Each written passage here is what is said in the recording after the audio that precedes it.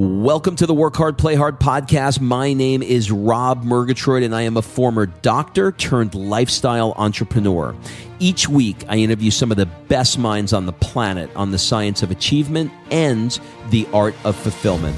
Today's episode is a mini-sode that we call Fri-Date with the Wife. In these mini-sodes, my wife Kim and I deconstruct the strategies that we've developed over the last decade to not only grow personally, but to turn our struggles into lessons and create fulfillment in all areas of our lives. Excuses are over. It's time to live. Let's dig into today's topic.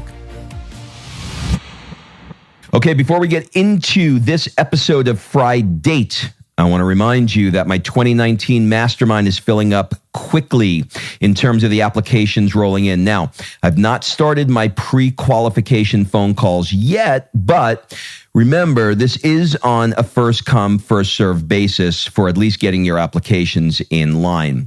I go through them all. I look for the best fit, and then I set up a phone call to see if it's a great fit between you, me, and our existing group. So, if you are at all interested, go to workhardplayhardpodcast.com/mastermind. So the mastermind is the fastest way I know of to 10x your business, up-level your tribe, and get a clear path to grow your business and your relationship to the next level. It's like a significant shortcut for you. So look at it this way.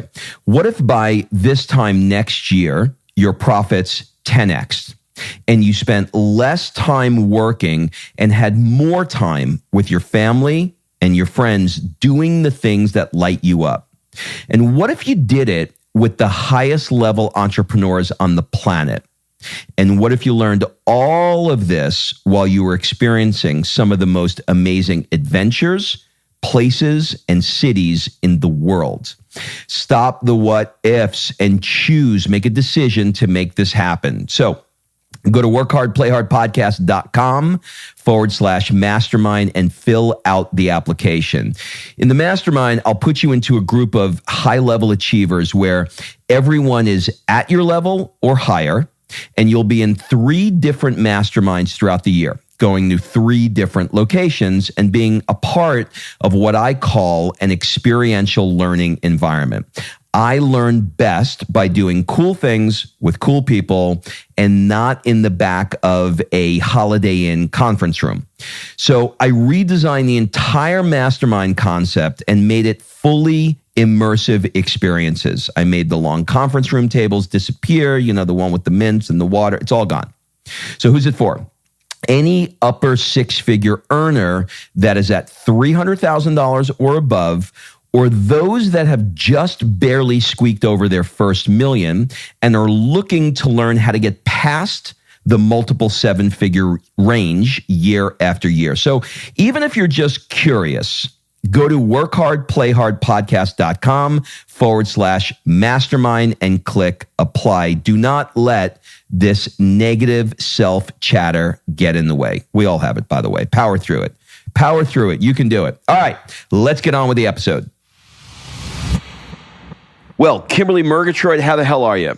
I'm good, but you got a little man flu going on. I do have a man flu, and it is a clinical diagnosis, right? I know that you just think that this is something that I made up, but this is actually a real thing. Google it. Okay, because Google is the answer. Ladies, you got a husband, a spouse, a partner, a dad, a brother. A significant other, if you will. Any of those that, gets a slight tickle in their throat and all of a sudden it's like a full-on man flu.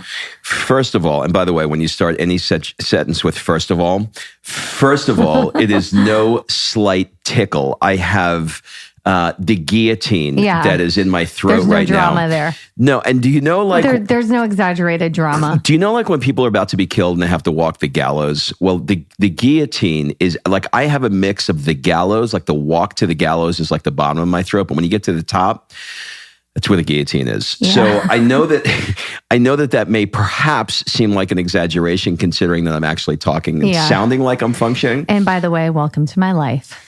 You know what we're going to talk about today, honey? Ironically, living to 100, which can you do it with man flu? I can do it with man flu. You know, I remember right where I was when I heard this concept. I was listening to my new man crush. Yeah, I said it. My new man crush, which is Tom Bilyeu. And I have finally been able to pronounce his name. And the reason why I can pronounce his name is because he was in front of you? No. He had, I was with him. We had dinner in LA. Did I just drop that? Hold on, let me pick that up for you real quick. Thank you. But he had a guy on, Jim Quick, who does like memory enhancement. And he was saying, like, what's something that you want to remember? He said, well, why don't you give people a way to remember my name? Because nobody can actually say it right. And so he looks at him. He said, I will imagine that he's got big ears that come out like Dumbo, like his words, not mine. So I was going to say, that's aggressive. No. He said that. So he made this analogy where you imagine like a duck bill coming out of his nose with giant monkey ears. And I just made that picture in my head. So like all I can think of is Bill you with the ears. It's really weird, but that's how I remember it. I digress. His name is Tom Bilyeu, and he had a guy by the name of Peter Attia, who is a medical doc. He's Tim Ferriss's MD. He's a very famous medical doctor. He has a podcast. Guy's like a genius. And the conversation that they had really, really struck me, probably because I'm getting older. I'm 52 years old now.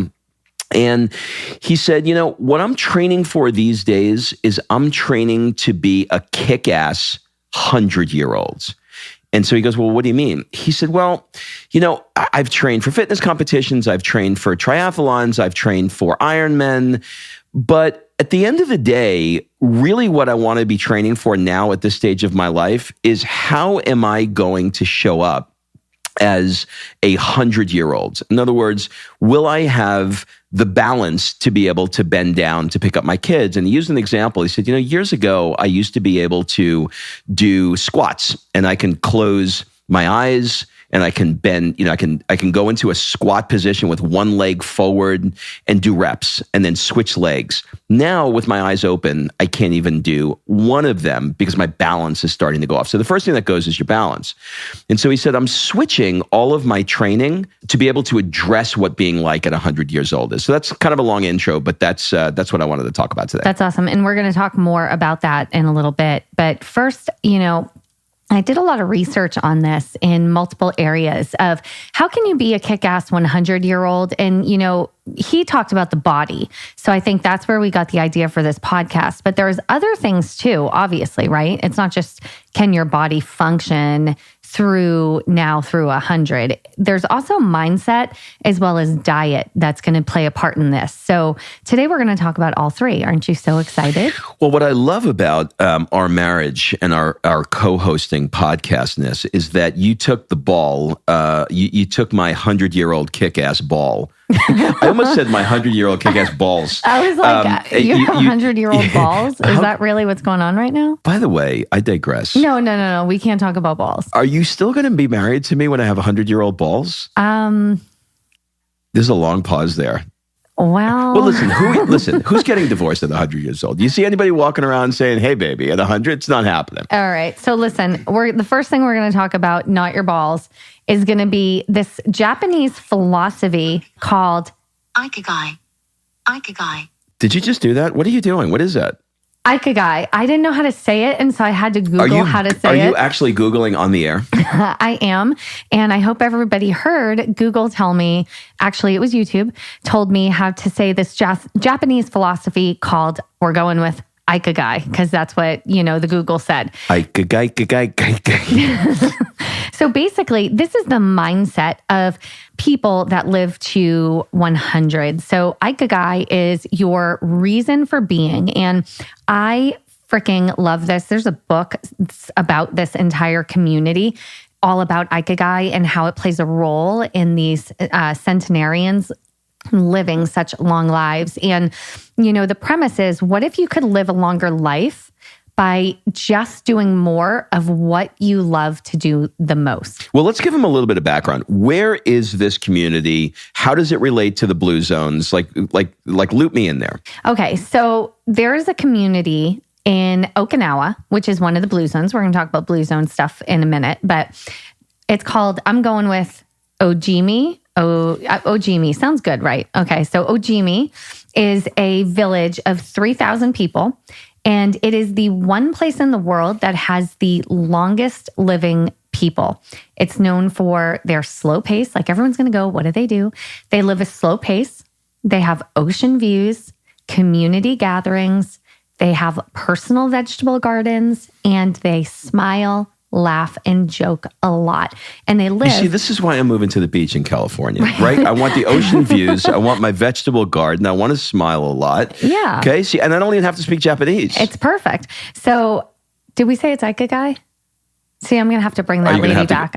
Let's go, just for the sake of this conversation. See, I forgot. No matter what you do, somebody's going to correct you anyway. So let's just say, let's say Ikigai, and we're admittedly getting it wrong. So just know that we're saying it the wrong way. Yes.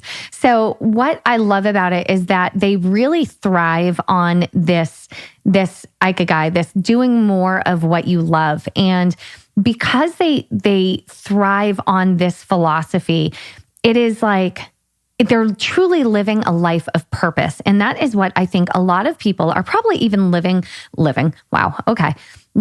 for, but listening to podcasts like ours and, our friend Lori Harder, Earn Your Happy, and all of these podcasts, because they're trying to live a life of purpose. And that is basically what this philosophy is about. It's about purpose. It's about passion. It's about finding your meaning, your mission, your vocation. What are you going to do? Your drive. And you brew that all together, distill it down, and it is your Ikigai. That's what we're going with. All right. So I'm reading a book now by a guy by the name of Robert Greene, who wrote a book called Mastery. And it could not be any more timed, apropos, as they say, because the first chapter on mastery is about how the people who have tapped into true mastery are the ones, and I know you're about to talk about this, Kim, but are the ones that have a natural inclination towards something. So it talks about how if you take the time to really listen to the things that you're curious about, that you want to learn more, and perhaps that you're naturally inclined to, those are the things, or just drawn to, those are the things that you will develop mastery in, and i.e. a happier life, because you're doing something that is sort of in your DNA. And he did some analysis, and every single one of us has a DNA that's specific genetically to us, right? We all know that. There's no two people that walk around with the exact same DNA. We're all 100% different. Unless you're kind of twinning. Right? But the idea is that your DNA is so unique that your natural inclination is just as unique. So if that's the case, if we have a natural inclination that's inside of our DNA, and we are forced based on social programming, based on what our parents tell us to do, based on what our environment is, if you're somebody growing up in America versus somebody growing up in the Middle East, you're going to have cultural forces and social forces and parental forces that shape the decisions that you make, as opposed to just saying, I wonder what it is I'm interested in. So, real quick. Ikigai. Ikigai. Ikigai. Do you really like that? Do we going to have to get you like a red button that just goes on the table? You just hit it and everything. I think I'm going to have to, because I just want to say it right. So I love all of that. And what you just said is exactly the way that someone would find their Ikigai, right? Their reason for being. And here's the lens that I want you to look through when you listen to this, because we're going to talk about now ways that you can find that in yourself. What is your reason for being? What I want you to think about is not just you, okay? Because you're probably 20, 30, 40, maybe 50 or older, like this fine fellow over here with man flu. So you are one thing, but what about your kids? Because people will, right now, we're living in this state of more conscious living where we're trying to find our passion. My parents didn't go through life trying to find their passion. It wasn't so mainstream. And now we're living in this world where everybody is trying to find their passion and live with authenticity. Duplicate that with your kids, because don't duplicate what your parents did, which might have been be a doctor, be a lawyer, be a teacher, get a good job, 9 to 5, go to college, click all the buttons, check all the boxes, get a house, get a, white fence and a dog and a cat and whatever. Like, don't do that to your kids if you right now yourself are thinking, I need to find my reason, or maybe you found your reason.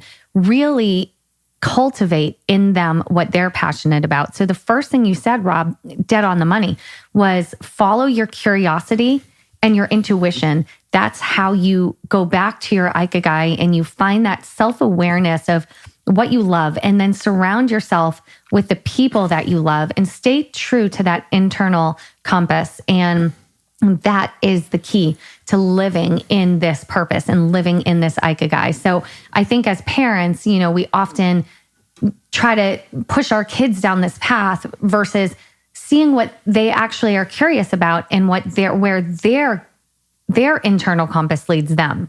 Yes, completely. And I want to share a quick story with you that I learned from Tom Bilyeu on exactly what it is that you're talking about. And here's what he said to me. Well, sorry, he didn't say it to me. See, I'm confusing. You're confusing a personal conversation with a podcast? With me listening to a podcast with actually me hanging out with Tom in his house. I feel like I got my feet up. Now you were at his house? Yeah, I'm at his house. We're smoking cigars. You know what I mean? We're just talking about life. Hashtag not at his house. No, hashtag not at his house. But here's what he said on the podcast. It was really fucking, it was just, I cursed. You're allowed. You're allowed. This is your podcast. Oh, yeah, I could do that. Okay, good. See what happens when you have man flu? You get just all disoriented. Oh, you're so now you have the guillotine and you're starting to get disoriented? We don't pronounce the L it's guillotine, honey. Guillotine. Isn't your mom so a French speaker? You also call it a compass, which is How do you say it? Compass. How do you spell it? COMP. The last part that you're screwing up. How do you spell it? I think it's ASS. Isn't Comp ass. Yeah, okay. So here's what he said. So he started this company, right? So for those of you that don't know, Tom started a company called Quest that he sold for hundreds of millions of dollars recently. It's the nutritional bars. But before that, he was in a partnership with three guys. And he specifically started this tech company with the purpose of making X amount of dollars. It was all about the money. It's all he wanted. His stated goal was, I wanted to make this much money. I wanted to have it in this period of time. And him and his two partners were working their tails off for years. And he was miserable. He was coming home exhausted, emotionally drained, physically drained. It wasn't worth the trade-off. And one day, he came to his partners and he said, look, I know that on paper, I'm worth, I think the number was 50 million on paper, something like that. But I'm giving it all up because I cannot do this anymore. I've realized that what I need is to have something that I'm passionate about, something I'm inspired about, something that I love to do. I need community. I need to help people and blah, blah, blah.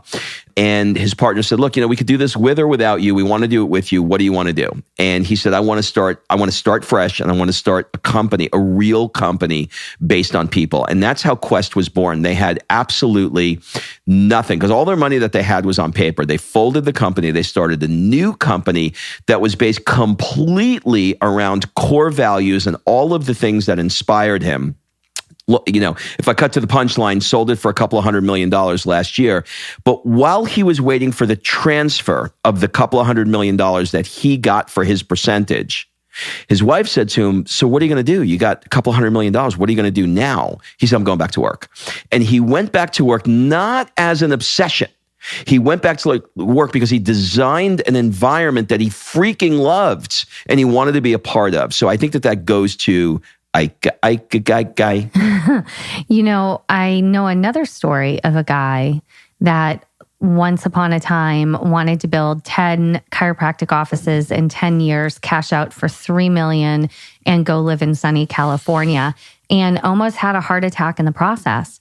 And then he decided, no, I'm not going to do that. this is not my passion. This is not what I love to do.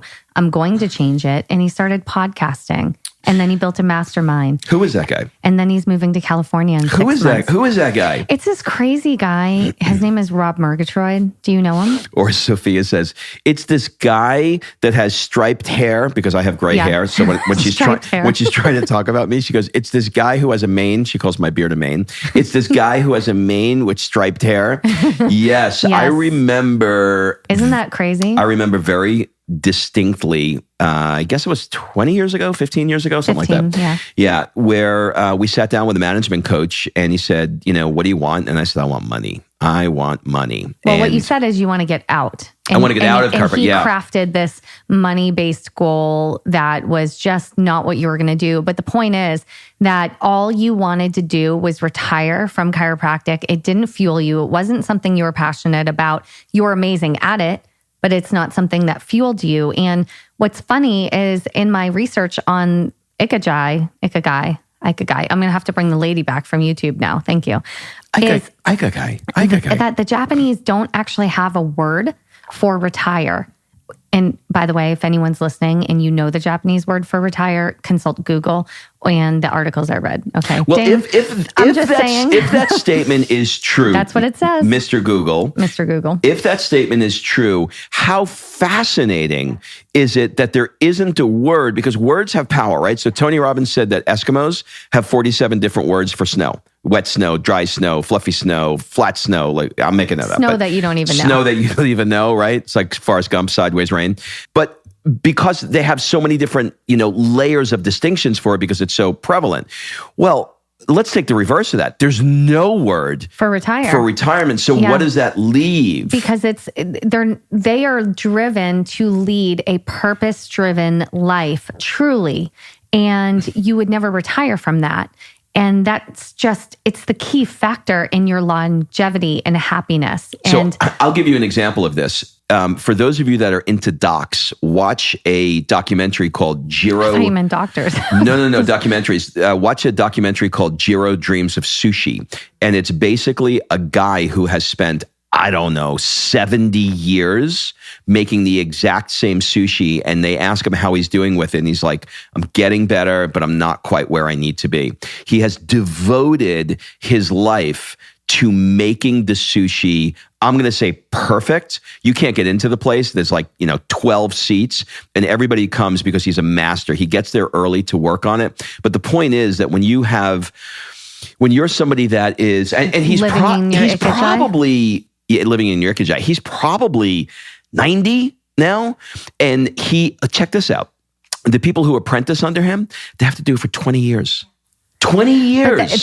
That's for the love of the game right there. That is the love of the game. So and on the other side of this, okay, so powerful forces, like we just talked about with that guy, Rob Murgatroyd with the striped hair and the mane, powerful forces like money, power, attention, likes on Instagram, success, those are distractions from your Ikigai. So don't confuse those things with actually finding your purpose, your meaning, the thing that truly, truly drives you, the thing you would never retire from. And I'll give you a really fair example. So right now, as you know, at the beginning of this podcast, I announced the Masterminds. It's kind of like what we call a bumper. It's a commercial, right? And look, with any business, there's marketing, right? There's marketing and there's sales and all of that stuff. And this go around, I am absolutely committed to staying true to why I'm doing this mastermind and what I'm after. I am after creating a freaking amazing experience for 6 to 7 figure entrepreneurs that's going to blow their mind. And because it blows their mind, it's going to up-level their business, their life, etc. Because that's what I feel inside. And it's easy with any business that you get into.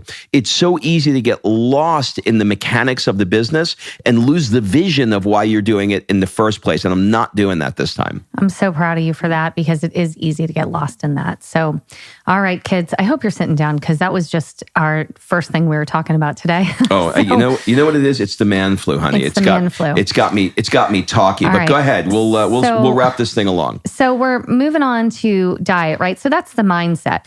Now we're moving on to what does the diet look like? And now is when we're going to talk about the blue zones. And if you haven't heard of it before, the blue zones, there's a book. There was a guy did a long study on the areas of longevity and happiness around the world, the people that live the longest lives in the world. And what do they all have in common? So first of all, there are 5 blue zones. Ikigai in Greece, not to be confused with Ikigai. How about that? You did good. You did good. Okinawa, we talked about, and a region in Sardinia, Loma Linda, California, and special Nicoya, I'm going with Peninsula in Costa Rica. So those are the 5 blue zones. And they have the highest concentration of centenarians in the world. They move their bodies a lot. They have strong social circles that, wait for it, reinforce healthy behaviors. So who your tribe is, who your inner circle is, that is everything. It will literally dictate your health, among other things. They also take the time to de-stress, and they are part of communities a lot. Often they're religious communities, but they are also very committed to their families. So those are the overriding things that all of the blue zones have in common. And we're going to move into diet in a second. Let me make a comment on the religious aspect of it, because I heard him interviewed, the guy who created the blue zones, and one of the interviewer said, is there a specific religion that they were following? And he said no. He said they are all religious, but every single one of them had, like, for example, Loma Linda is Christian Scientist, I think. Seventh-day Adventist. Seventh-day Adventist, right? So every one of them had a different religion, but the point is that what the religion does is it creates the social circles where they meet on Sundays, they pray, they meditate. And it's positive. And it's upbeat. So it wasn't specific to a religion. All right. So here, now to qualify as a blue zone, here's what you have to have. You have to be largely free of afflictions like heart disease, obesity, cancer, diabetes, and man flu. You also have there are some similarities in the diet, right? So when I look at this and I go, okay, so these 5 communities, they have low heart disease, low obesity, low cancer, low diabetes. Well, they're doing something right, obviously. So here is what is similar in what they are doing. They stop eating when they are 80% full. So they're not gavones and overeating and shoving every last morsel of food into their pie hole. They are stopping before they are full, and that helps them. That was such a Bronx tale of you. That was like Brooklyn right there. Well, I married Brooklyn, so. For those of you that are following along, I'm not exactly sure what the word for pig is in Italian, but this is Brooklyn. Gavone. This is Brooklynese for pig. Yeah, gavone, something like that. Go ahead. So you're stopping eating 80% at 80% max capacity, right, in the tummy.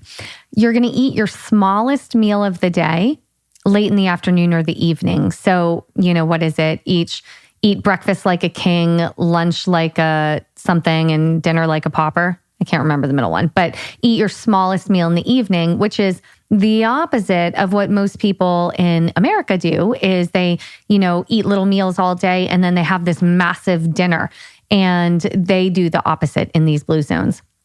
Now, the blue zones also eat mostly plants, especially beans. They very rarely eat meat. I remember, Rob, when we were watching the documentary on Ikigai in Greece, small island, actually very close to Mykonos. We took a cruise on a yacht this summer and saw the island. It was pretty amazing. I want to go next summer. But they, Greeks are known for like eating meat and lamb. We eat lamb, like my big fat Greek wedding. We eat lamb. But on that one particular island, they rarely eat meat. And when they do, it's usually a special occasion. And so they have, goats and lambs and all of these animals, but they very, very, very rarely eat Don't you meat. wonder why that is, though? Like how that happened? Because there's not a Greek I know who doesn't kill a lamb just walking down the street. Like how did that? Is that interesting to you? Like how did that happen? My guess is maybe they didn't have as many. I don't know. And so it was scarcity at first. I'm not sure, but it's what they do. So when they do eat it, it's in a very small portion and it's very infrequently. And maybe, once or a couple times a month. I mentioned they eat a lot of beans, legumes, healthy fats. Here's one. that we're going to cheers to tonight, they drink alcohol moderately and regularly. So 1 to 2 glasses. And I know another thing in Ikigai, they have this like, I can't remember the name of it. It's kind of like an ouzo that they start, but it's cloudy and they start their day with it often. And so it's a digestivo. What do they call? God, what is that called? I can't remember. Yeah. But so drinking alcohol moderately. So again, they're Mustika. Not. It's like Mustika. It's like Mustika, but it's different. Yeah. They all drink herbal teas. Oh, so they drink wine. They drink alcohol moderately and regularly. Should I drink herbal tea? Herbal teas. They don't eat a lot of meat. They eat more plant-based diet. Do we have herbal tea in the house? Of course. Which one should I try? I'll show you. What do you want me to tell you what it is? It's a green tea. It's amazing. I got it at Sprouts and I enjoy it. Do you want to put it in the show notes too? Yeah, let's try it. So I have really been looking into this because, we did a show on Whoop, which was very popular. We should have been an affiliate because everybody freaking bought a Whoop after the show. But I won't go into the Whoop. Just Google Whoop so you can understand what I'm talking about. But one of the things that I've realized is there is so much science to show that 1 to 2 glasses is not going to kill you. Really not. It actually helps you sleep. Yeah, one is enough to take the edge off and relax you in a positive way. And 2 kind of goes in that, but we're talking 4 ounces, not the fishbowl that I drink at night. But really just 2 of those. Honesty right there. Once you go past 2, it starts to freaking crash your cardiovascular. Everything plummets. Everything plummets. My deep sleep plummets. My HRV plummets. My resting heart rate rises. Everything changes after 3. So if you go on a bender like I did last week with a friend of mine that just opened a new restaurant, I'm still freaking recovering. And that was like 5 days ago. So I can unequivocally, is that the word? Unequivocally? We'll go with it. Is there a B? Ikaria. Tell you that 2 glasses should be the max. You need to think of yourself 2 like glass max. Yeah, when you go into the club, the comedy club, and they're like it's a 2-drink minimum. You have a 2-drink maximum. That's it. Yeah, so that's great. That's perfect. Okay, so now you know where to put your mind. Now you know what to put in your mouth, and let's talk about workworkouts. Can you say that last one more time? No. Now you know what? No, I didn't hear you. My headphones didn't work. What'd you say? Now you know what? What? No, seriously. No. Why are you turning red? What? No, what you said? What's put where? All right, let's go. Oh man. Let's go into the last and final bullet today, which is what we opened with, which is what Peter Attia talked about. Can you say which is one more time? The new sport of becoming a kick-ass 100-year-old. So here's what he said. In short, when you're training, your goal is to protect your joints. Because if you really want to be a 100-year-old, I'm still laughing at the other thing, by the way. Oh my God. If you want to be a 100-year-old that is going to be kicking ass, if you we're not talking about laying in a bed as a centenarian going, I made it. No, we're talking about and he said, he hasn't codified it yet, but maybe it's your ability to walk up the stairs with 2 packages might be a test for that, something like that, right? Yeah, so what he said is all of the activities, when you're doing your workouts and you're creating these workouts, you want to do workouts that are going to maximize the load on the muscle so you get stronger, but minimize the load and joint stress, okay? Which means that if you're at the gym and you're doing squats, and yes, squats are great for you, but the extra 20% that you're going to get from doing the squats isn't worth the load that you perhaps may be putting on your knees if you're doing it wrong. That is not going to serve you when you're 100 years old and you're all broken down. I can tell you at 50, everybody I know now has either had a shoulder or a knee replaced. What the hell is it going to be like at 60 and 70? Well, when you extrapolate that out to 80, 90, and 100 years old, we're going to be like freaking robots, right? We're not going to have anything. And I'll say this. He said, based on the research right now, I mean, obviously you can't prove anything, but we're likely going to live, if you're making it to 50 now, you're likely going to be able to make it to 150. If you're 50 years old on 2018, you're likely to make it to 150 years old based on the billion exponential growth that we're making in science and technological advances. So if that's the case, you don't want to be sedentary at 100 years old when you could live to 150. Absolutely. And, I remember when I actually started my career in exercise physiology and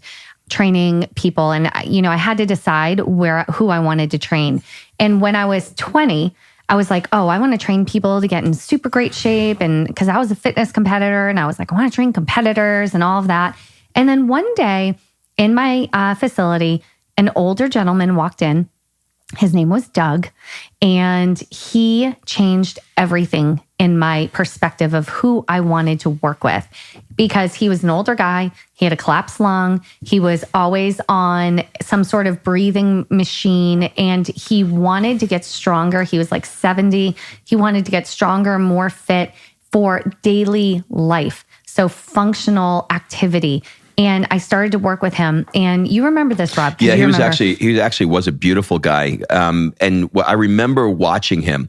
It kind of, because I would work out when you were training him. And I remember that it was one of these, like, the spirit is willing, but the flesh is weak. And I can see this guy sucking, just sucking air, just knowing that he was trying to undo all of the years of work and lack of exercise and poor diet and giving everything he had, because he knew that he was reaching, the twilight years of his life, and he needed to make sure that he was protected from it. And he used you as the leverage to get through that. But what was amazing was what we did for workouts was so different than what I did with anybody else. And it was truly to allow him to breathe better, have better circulation, to be able to lift something over his head and put it on a shelf, or take a pot off the shelf and put it down for his wife. Things like that. And over the years that I trained him, he got in such great health that I think on his 78th birthday or 75th birthday, something like that, he went skydiving. Like, that was crazy and amazing and beautiful. I went skydiving. All of a sudden, your guillotine is gone?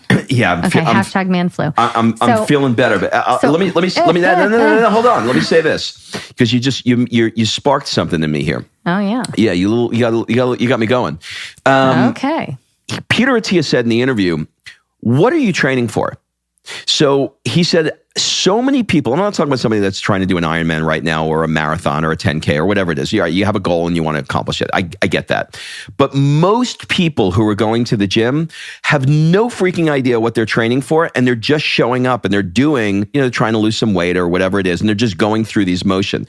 But if you shift that and say, I am training for the decathlon of being a kick-ass 100-year-old, then what you do in that room, to your point of what you did with that older gentleman, is something that's going to radically change your life. It is. And so things like this, like, here's what you want to think about.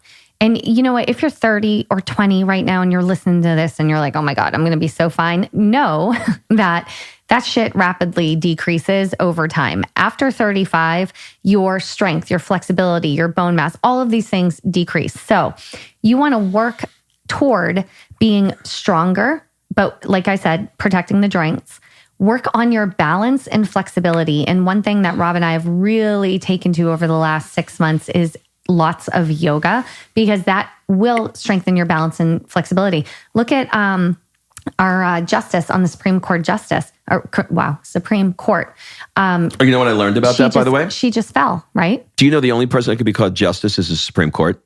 You can't, there's no other person that you can say he or she is a justice. Side note. They're a judge. They're not a justice. The only justice is on the Supreme Court. Now, I digress. Let's go back to RGB.